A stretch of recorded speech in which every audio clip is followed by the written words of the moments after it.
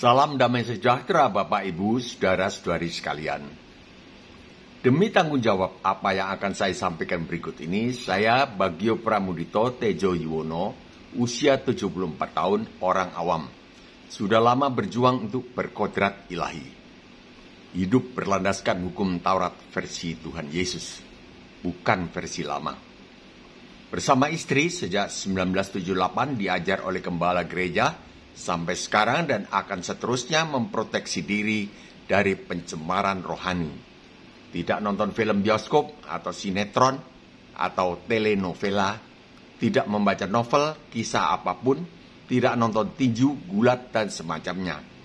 Nomor HP Japri saya adalah 0852 9898 1948. Pada tahun 2018, saya bermimpi mendengar suara laki-laki berwibawa dari langit yang intinya menyuruh saya melaksanakan perintah memberitakan Injil yang tertulis di Markus 16. Saya yakin itu adalah suara Tuhan. Saya memegang erat prinsip tidak intervensi kepercayaan orang lain. Walaupun saya menerima 1 talenta dari Tuhan, menurut kesanggupan saya, Matius 25:15, namun saya tidak mau digolongkan sebagai hamba yang jahat dan malas. Maka setiap topik bahasan saya tulis lebih dulu, kemudian baru saya bacakan. Jika Bapak Ibu Saudara-saudari ingin mendapat kiriman topik yang lain, silakan ketuk tombol subscribe, kemudian tanda bel, serta tanda jempol yang ke atas dan tanda share.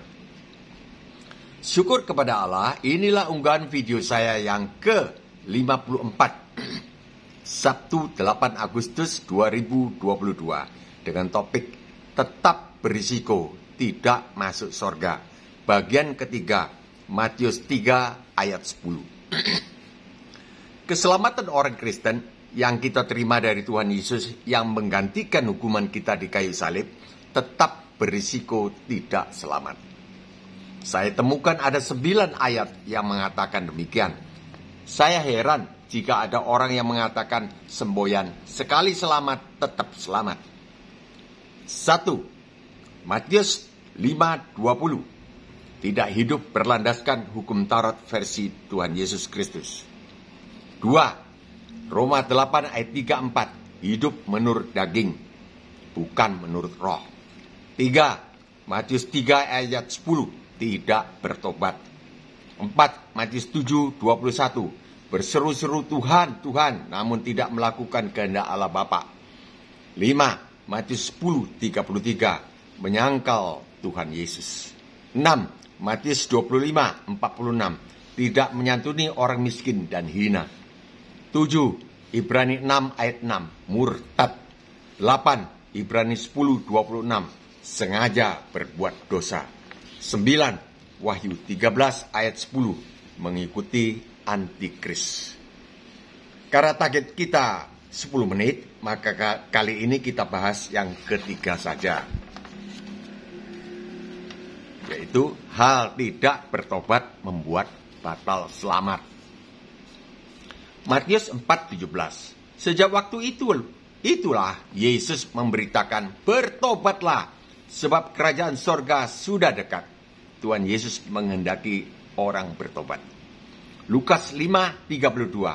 Aku datang bukan untuk memanggil orang benar, tetapi orang berdosa, supaya mereka bertobat. Tuhan Yesus juga menghendaki memanggil orang berdosa, supaya bertobat. Bukan supaya terus berdosa, bukan. Matius 3 ayat 6. Ini yang akan kita bacakan, kita renungkan. Peristiwa Yohanes Pembaptis. Lalu sambil mengaku dosanya, mereka dibaptis oleh Yohanes di sungai Yordan.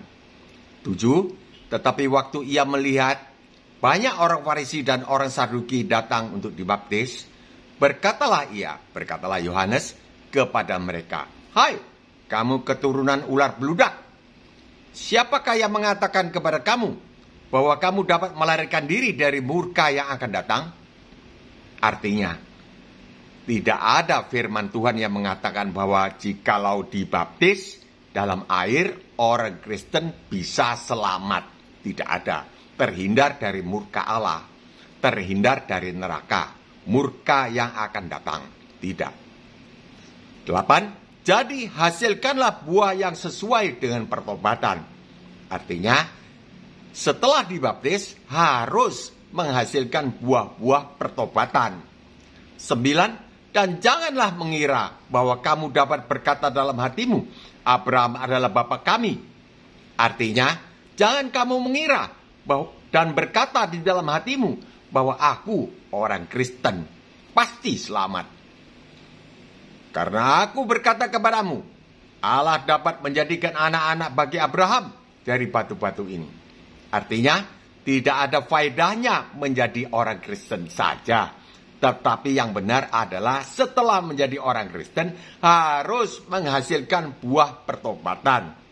10. Kapak sudah tersedia pada akar pohon. Dan setiap pohon yang tidak menghasilkan buah yang baik pasti ditebang dan dibuang ke dalam api. Artinya sekarang masih ada kesempatan untuk bertobat tahun 2022 ini. Ini pemberitahuan ancaman Tuhan akan akibatnya jika kita tidak bertobat akan dijebloskan ke neraka. 11. Aku membaptis kamu dengan air. Yohanes Pembaptis membaptis dengan air sebagai tanda pertobatan. Artinya baptisan air ini hanyalah sebagai tanda pertobatan.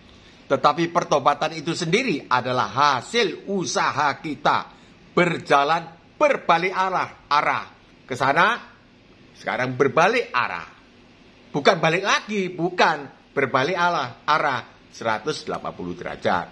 Tetapi ia yang datang kemudian daripadaku lebih berkuasa daripadaku. Ini Yohanes Pembaptis yang berkata bahwa Yesus Kristus yang datang kemudian daripadaku, karena Tuhan Yesus 6 bulan lebih muda. Dan aku tidak layak melepaskan kasutnya. Betapa mulianya Tuhan Yesus dan betapa merendahkan dirinya Yohanes Pembaptis. Ia akan membaptis kamu dengan Roh Kudus dan dengan api. 12. Alat penampi sudah di tangannya. Ia akan membersihkan tempat pengirikannya dan mengumpulkan gandumnya ke dalam lumbung. Tetapi debu jerami itu akan dibakarnya dalam api yang tidak terpadamkan. Artinya Tuhan Yesus yang memegang alat penampi. Semua orang Kristen, bukan orang lain, orang Kristen ini sekarang berada di dalam alat penampinya Tuhan Yesus. Diinteri, orang Jawa bilang diinteri, ditampi, diinteri. Yang bertobat akan dimasukkan ke dalam sorga, tetapi orang Kristen yang tidak bertobat akan dijebloskan ke neraka. Mari kita sama-sama bertobat dari cara hidup yang berlandaskan hukum Taurat versi lama. Sekarang gunakan hukum Taurat versi Tuhan Yesus di Matius 5 ayat 20 sampai 48 sebagai acuan hidup kita. Hal ini bisa kita temukan di video saya yang ke-52. Mari kita sama-sama bertobat, tidak hidup menurut nafsu daging. Sekarang hidup menurut Roh Kudus, kasih, sukacita, damai sejahtera, kesabaran, kemurahan, kebaikan, kesetiaan, kelemah lembutan, penguasaan diri.